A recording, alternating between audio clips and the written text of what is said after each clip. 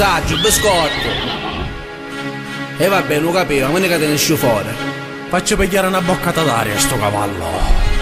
E allora, Alfio se becca l'oggiolo, stappiamo sto moscendonne, prendiamo sto cavallo, a sto puro sangue, a biscotto, che ci sta fruttando un mare di piccioli. E questo è un bene, vero Alfio? Quando vogliono in mezzo a strada che scommettono per te, no cavallo puro sangue che da Roma scese qua.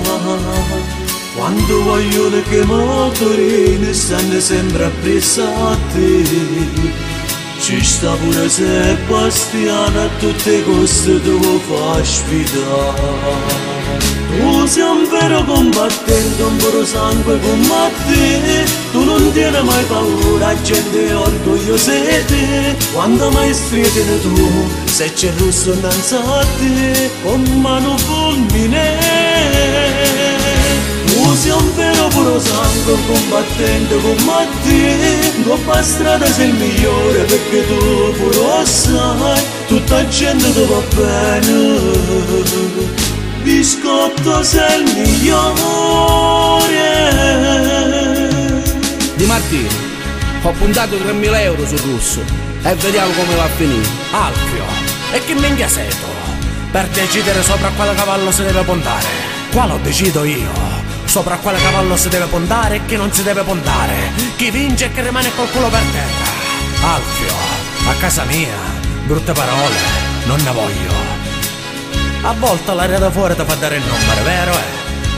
E lo sai che in questo momento non ci possiamo permettere di fare brutte figure. E sorride, che la vita è bella.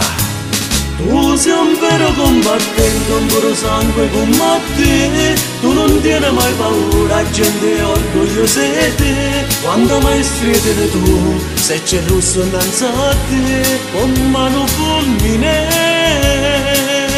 Tu sei un vero puro sangue, un combattente come te, coppa strada sei il migliore perché tu pure sai, tutta la gente ti va bene. Biscotto sei il migliore. Un ringraziamento va alla famiglia Lo Monaco e alla scuderia Baffo e tutti gli amici che ci conoscono.